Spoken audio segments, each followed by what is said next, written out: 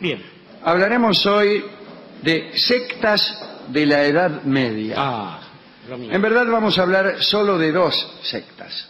Yo había preparado un informe con muchas más, pero era por demás extenso y aburrido. Bien. En cambio ahora será corto y aburrido. Empezaremos por los flagelantes. Bien. Se trataba en principio de fanáticos religiosos europeos surgidos en el siglo XVIII que postulaban la inminencia de la ira de Dios en general, ¿no? Como rito religioso se autoinfligían azotes. Ajá. Se surtían con un látigo, ¿no? Esto de creer que la ira de Dios es inminente y que los tiempos están por terminar es común en casi todo el extremismo religioso. ¿Por qué? Porque conviene pensar que Dios se enoja y que se enoja ahora. Si uno dijera, Dios se va a enojar, pero no ahora, claro, bueno, el pecador tendría tiempo para seguir haciendo de las suyas, mientras Dios no se enojara. Por eso la gente cree en Dios y no en la astronomía o los fenómenos que pasan 30.000 años. En cambio, mucho más eficaz es decir, Dios ya está enojado. Ahí está. Bueno, de todos modos tampoco parece surtir mucho efecto. Este movimiento, digo, el de los flagelantes, apareció en la ciudad de Perugia en el año 1260, pero después se extendió por toda Europa. Se postulaban en total disidencia ante el cristianismo tradicional, defendían la intransigencia de una fe sin condiciones frente a una iglesia que ellos presentaban como corrupta. Entonces, la práctica sistemática de la flagelación tenía un doble sentido. Por un lado, iba encaminada a redimir los pecados del mortal mediante la penitencia, pero también ofrecía al flagelante la oportunidad de revivir la pasión y el sufrimiento de Cristo y de convertirse en Él de algún modo. Ahora, lo que sí es que los flagelantes aterrorizaban a su entorno. Por donde quiera que pasaban, arrastraban un cortijo sangriento de dolores y horrores. Hablaban de una misteriosa carta celeste que había descendido en forma milagrosa al altar del Santo Sepulcro en Jerusalén, en la cual Dios expresaba su ira contra el hombre, así como su voluntad de extender las penitencias. A mí me parece que era al revés, ¿no? Claro, Jerusalén, 10 de agosto de 1700 no sé cuánto. De mi consideración. De mi consideración. Por la presente expreso mi ira contra el hombre, así como también mi voluntad de extender las penitencias. Firmado Dios. Su seguro servidor. Parece que en Perugia el número de miembros de los flagelantes ascendía a 10.000, bastantes. En un principio los flagelantes eran reconocidos por su piedad, pero a medida que iba pasando el tiempo y paseando el tiempo, iban agregando algunos elementos indeseables. Por ahí se les daba por atacar a los judíos en pueblos de Alemania. La iglesia estaba siempre atenta, ¿no? Porque cada tanto se enojaban los flagelantes en una especie de ataque de ira y salían por ahí a moler a palos a cualquiera, lo cual pensaban que redimía al apaleado. Ah, qué bien, claro. Como ahora. Ahora bien, si yo no leo mal, acá dice que han surgido en el siglo XVIII. Yo creo que no. No, claro que no. De ningún modo, que eran muy anteriores, como consta la mención de la peste bubónica. Bueno. La peste bubónica llegó en 1300 y pico. Claro, sí, y arrasó con la mitad de la población. Cuando llegó la peste bubónica, dice aquí, murió 1/3 de la población. Claro. Ante semejante caos, los flagelantes vieron fortalecida su fe.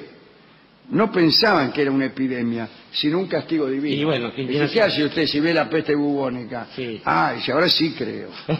Claro. Bueno, parece que en Italia había también violentos terremotos, además de la peste, los cuales acrecentaban la fe de estos tipos, ¿no? Que estaban convencidos de que el fin del mundo llegaría rápidamente. Al mismo tiempo iban multiplicando los actos de rebelión contra la iglesia oficial, contra la que hemos dicho que que estaba corrupta también cada tanto se mandaban una persecución antisemita y también desarrollaban un mesianismo cada vez más claro. Y ahí fue cuando apareció en la localidad alemana de Turingia un hombre llamado Konrad Schmidt. Schmidt dirigía un grupo flagelante clandestino. Era un hombre, un intelectual podría decirse. Conocía a fondo la teología, el griego, el latín, conocía cientos de doctrinas esotéricas, era ducho en herejías y en discusiones teológicas, etc. Contrariamente a los flagelantes en general, que eran muy cuadrados, ¿no? Muy cuadrados. Sí. Schmidt no tardó en confirmar que las profecías de Isaías que predecían el advenimiento de Cristo, de hecho, predecían su propio advenimiento, como que él era Cristo. Se sintió identificado, dirían ahora. Enseguida dijo, me proclamo nada menos que el Cristo. Y además se proclamó rey de Turingia, lo cual era casi nada comparado con la proclamación precedente. Entonces, desde 1348, ahí estamos, Turingia fue un auténtico feudo de la disidencia. Pero al año siguiente apareció el Papa Clemente VI, que no sé si será sexto, porque la persona que hizo esta copia tiene graves problemas con los números romanos. Por favor. Y con las letras castellanas. Bien. Vino el Papa Clemente y los declaró herejes a todos y comenzó a perseguirlos, que tanto ni que tanto. La elección de Turingia también tenía algún significado, ¿no? Hay una leyenda popular según la cual el emperador Federico II no está muerto, sino que está oculto en alguna parte, esperando vaya a saber qué palabra o qué orden para ponerse en movimiento, ¿no? ¿Y cómo había que hacer para adherirse a esta secta? Pues debía ser conducido hasta un altar en el que se encontraba el propio Schmidt, y allí el postulante debía confesar todas sus faltas. A continuación, Schmidt lo azotaba, te la daba, con una violencia feroz, él mismo. Así que incumpliste los mandamientos, tomá. La justicia por mano propia, pero solo para él, claro. Claro. Las doctrinas de aquellos flagelantes eran curiosas. Viajaban en grupos organizados, unidos por votos que los alejaban de todo placer físico. Las lecturas y flagelaciones se llevaron a cabo por periodos de 33 días, en memorias de los 33 años que vivió Cristo, o quizá de los 33 orientales.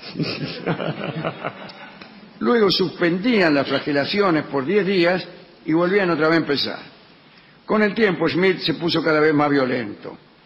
Pronto la Inquisición reaccionó también violentamente. Y así en 1368 se desencadenó la represión.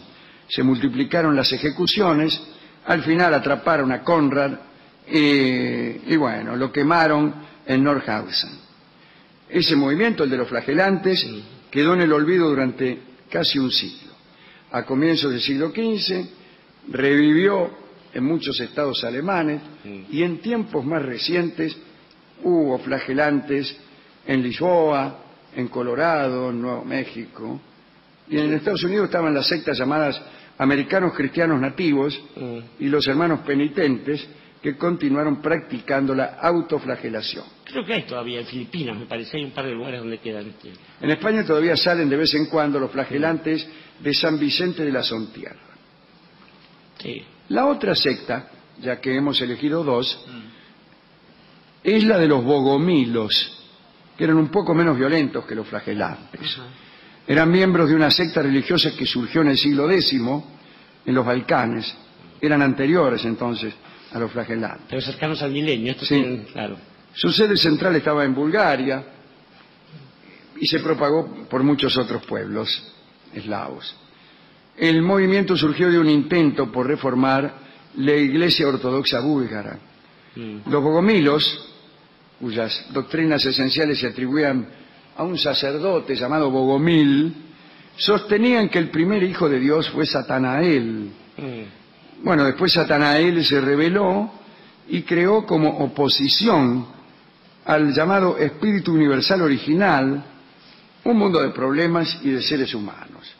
El Padre Supremo le otorgó a estos seres humanos el llamado espíritu de la vida. Sin embargo, Satanael mantuvo esclavizado ese espíritu de la vida hasta que un segundo hijo de Dios, Logos, dice aquí, ¿Es así? es Logos. Es Logos, probablemente, ¿no? Es Logos. Pero bueno, es la misma persona, la del siglo XVIII. Que aprendió logaritmos después. Logos bajó del cielo y adoptando un cuerpo espectral, pero bueno, y todo así. Sí. Y todo así, o sea, no tiene ninguna gracia. Tiene puntos en común con las con la doctrina cosmovisiones de los gnósticos. y también y antes todavía con el mazdeísmo, ¿no? Que es un poco el fundante de esta dicotomía. Pero lo importante de los bogomilos es que practicaban el ascetismo en el más estricto de los órdenes, ¿no? Recuérdese, el ascetismo no quiere decir exactamente austeridad, sino práctica de austeridad, con el fin de alcanzar el más alto grado de espiritualidad o intelectualidad o conciencia. Bueno, es una doctrina bastante más razonable que la anterior.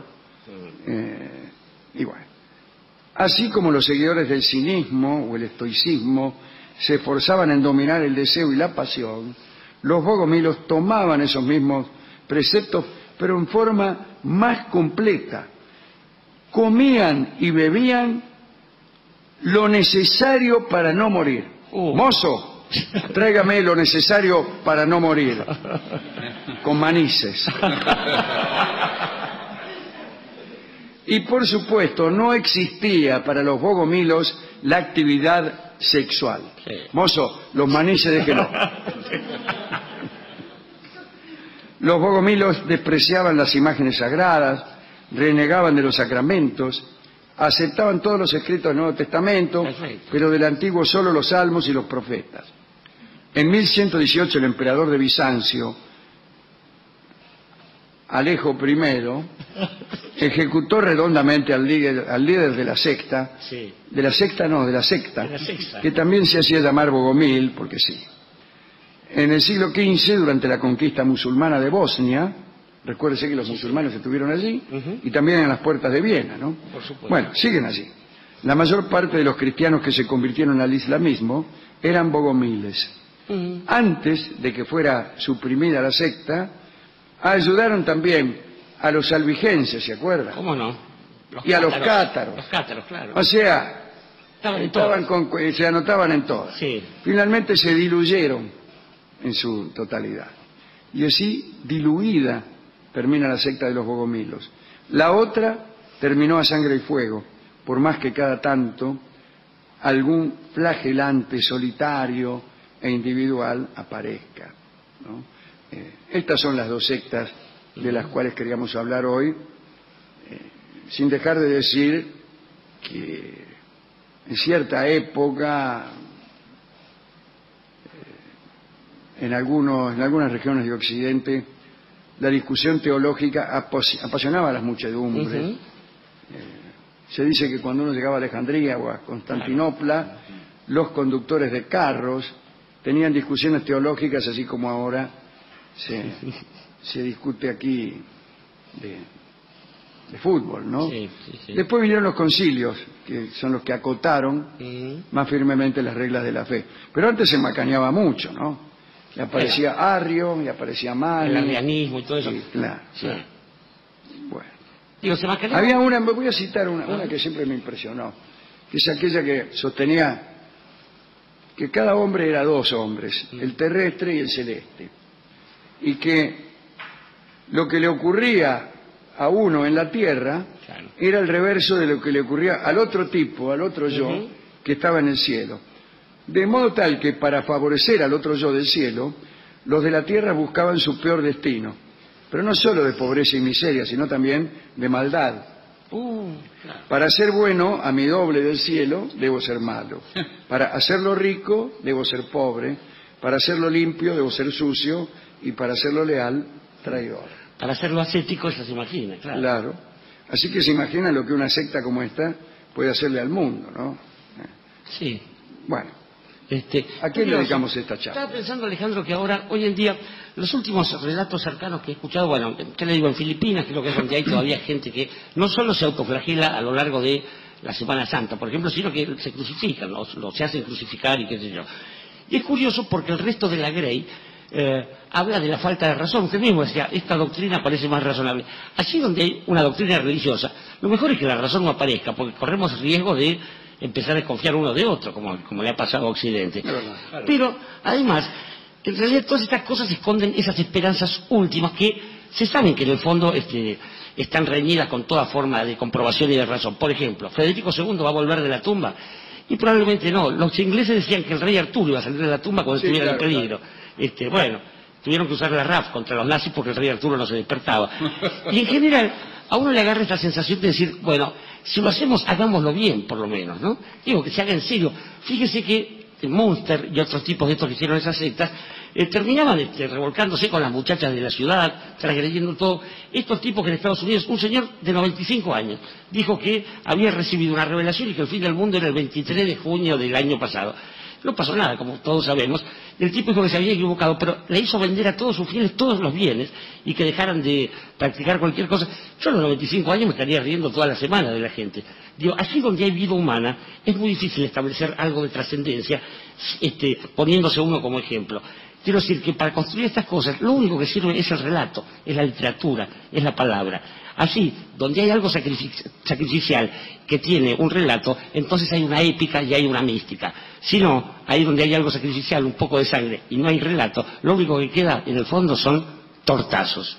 Y tortazos es la milonga que escucharemos en recordación de la forma en que se surtían los flagelantes.